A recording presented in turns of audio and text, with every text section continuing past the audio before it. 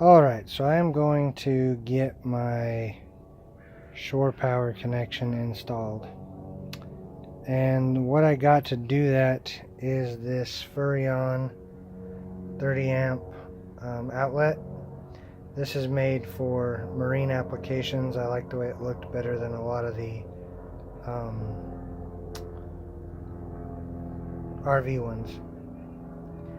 And then that comes with this gasket. This is the collar that goes on the back, and then the actual plug. It does not come with connectors because depending on what you're going to do is how you'll connect it. So what I got is some 6 by 32 1.25" stainless steel bolt screws, and then some fender washers to go on the inside of that, and then lock washers, and then the stainless steel hex nuts. Then the other thing I have is this hole saw, which is 2 3/4 inches, which is what this has for on the back. You could use a regular regular drill and a jigsaw if that's all you have, but hole saw is usually the cleanest way to go. And then I'm going to use masking tape. I'll show how I do that in just a second. And then this is number 10 wire. It's called 10-3 SO cord. You can get this at Home Depot or Lowe's. You can also order it on Amazon if you don't have one of those close by. It ends up being about $1 a foot. It was brought to my attention, I have a bunch of residential wire that's solid. This is stranded, which is going to be better because the vehicle moves around. Solid can get micro fractures in it and break. So I'm going to grab my drill and I will show you how I decided to put this in and what I'm going to do to get it started. The other thing I will probably use, my first sealant that's not a Loctite sealant. I've used this. This is what I used on my back windows. This is Lexel.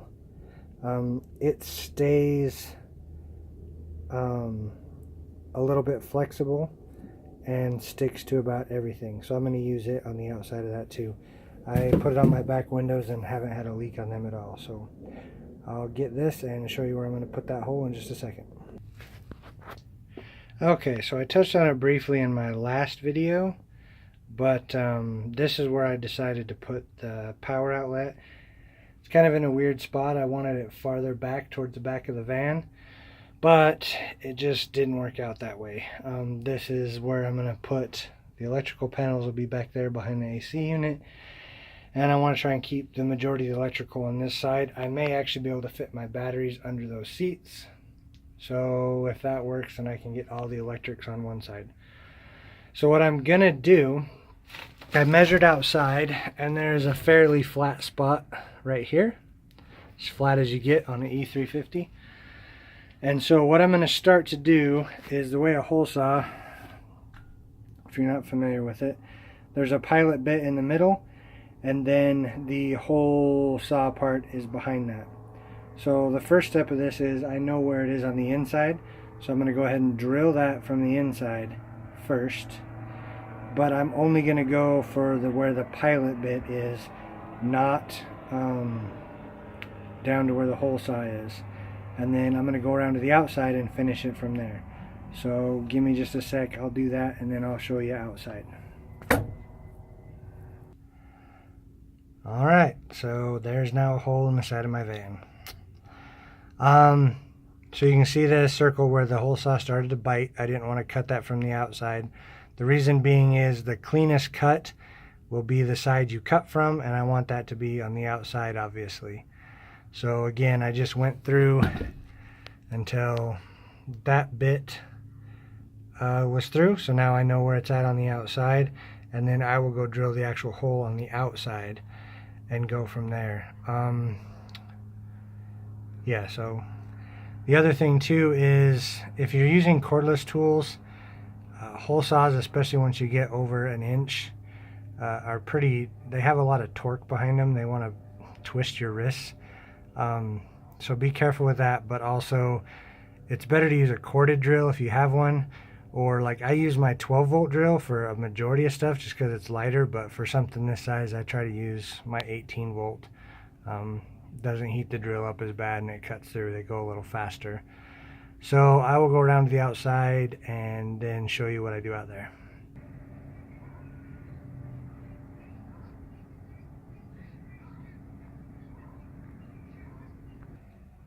Had a bunch of stuff going on at the neighbors outside, so I didn't record out there. So you saw I taped outside and then drilled through. The other thing I did is you saw my original hole. I went down below it just a little bit because that was a better, more flat spot on the outside. So now I have this little 4-in-1 file, and I'm gonna clean up the edge of that a little bit just to get the burr off it, and then I'll show how I get that fitted in after that. Alright, so as I mentioned before, I taped out here to kind of make sure that edge stayed kind of clean. One thing that's a challenge on like a van like this is nothing straight or smooth, and there's no way to use a level to tell whether this is straight. So I just kind of measured off that body line down to make sure I was fairly close, and then I made the 4 pencil marks around for the 4 holes, and I'm going to drill those just a hair bigger than they need to be, so I've got a little bit of an adjustment to play with. Alright, so those are all drilled out. I will peel that tape off and then go around back inside and show you what I have to do from there. Alright, so this part for prepping this plug is fairly straightforward. I've got this collar here, and since we have access to the other end of the line, which I think I have 10 feet here, you could do this the other way, but generally I take that off and then slide it over your cable, because that will slide up afterwards. And then I'll strip the ends of these off, and then these are nice and color coded. So that's, see here, yeah, that screw there is going to loosen up the clamp in the green circle, which is where your ground, your green is going to go. The white one there, that's going to loosen up the neutral. This one's going to loosen up the black, and so then we can hook all those on. So I'll go ahead and get those hooked up. Another thing I'll mention, the holes outside came out really nice. I just have a basic cobalt titanium drill bit set. I used my little 12-volt drill. One thing you can do, I've drilled through a bunch of metal, so it was a 3/16, I believe. Yeah, 3/16 hole. And it went fine. If you're nervous about that or you haven't done it before, the best thing to do, honestly, is use one of the 1/4 inch. That's why there's 2 of them. Is because it's a real common size. So drill a hole with that 1/4 inch as a pilot hole, because it'll drill much quicker and the bit won't walk, and then move up to a bigger size. You can usually get away with a 3/16. Once you get up in these bigger sizes, you definitely want to start with, you know, 1/4 or 3/16, then go to something in the middle, and then go to your full size through metal. These big bits will walk all over on metal, and they just tear stuff up, and you'll have a mess of a hole. So I'll go ahead and get the wiring hooked up and come right back. Alright, so I got those all tightened up. One thing to remember, you want to make sure all your electrical connections are tight, but most countries refer to this as mains power.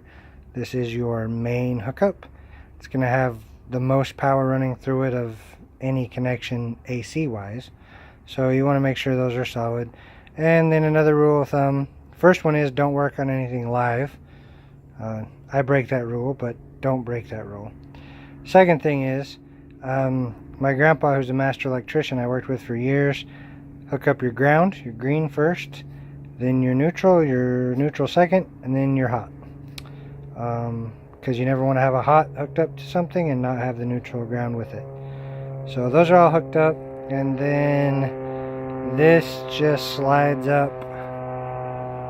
Can't really do that one-handed. This slides up here and sets like that. And actually, I want to turn it. It can actually go like that. And then the piece I took off, your tension, this goes in, tighten those two screws down, and that will hold that in place. So then we'll just feed it through from the outside. Alright, so the tension relief is tied down. You can see you want to have those to where it bites the outside of your cable, the SO part. And then this gasket I had to feed on from the other end of the wire. And it's going to set there. The nice thing about it is if you're doing this on your own, I do a lot of stuff solo, you can use this gasket to hold your screws. So I'll go ahead and put the screws in there and then show you how that works. Alright, so as you can see, I just fed those screws through the front, and then they go through that gasket, and then they set just fine and will hold themselves in place when I feed them in. I'm not going to put any sealant in this gap. I am going to put sealant on the back right here, and I'm going to use that Lexar stuff I showed earlier. The other thing to remember, these are stainless steel screws. This is a waterproof cover, so you don't, stainless steel screws are a bit overkill. I believe the instructions say to use stainless steel fasteners, especially since this is designed for a marine application. You could get away with standard because once you seal everything, it's going to be wet, dry, but to me it's not much more. I think each one of those packages was $1.39, so there's like $6-7 at the most worth of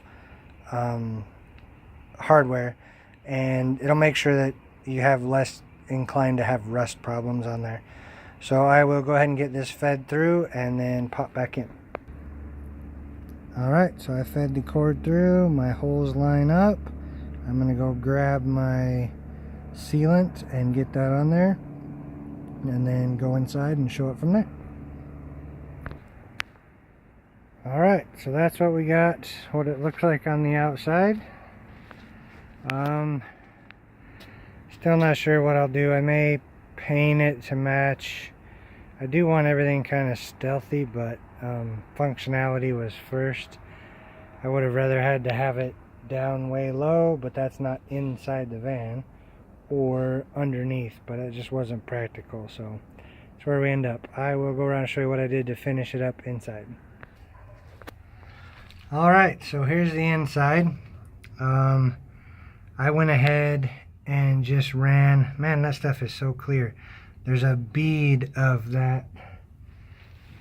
Again, I used this Lexel, and I put that between the gasket and the van, and it kind of seeped out around the edge a little bit, so that's a good seal on the outside. Then on the inside, it's probably a little overkill, but just to keep stuff from rusting out, I should have sprayed primer on the inside of that hole when I cut it, so that I didn't have a bare metal edge right there. So that's something, if you do, you should do.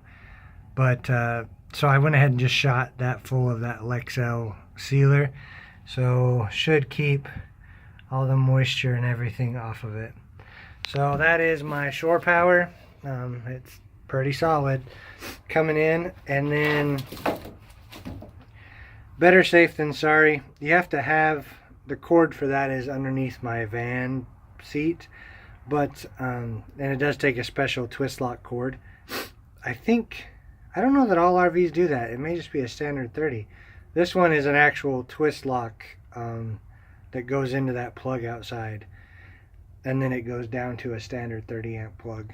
But anyway, go ahead, just to be safe, you don't want anybody sticking something on there with that being hot, so I capped off my hot wire there.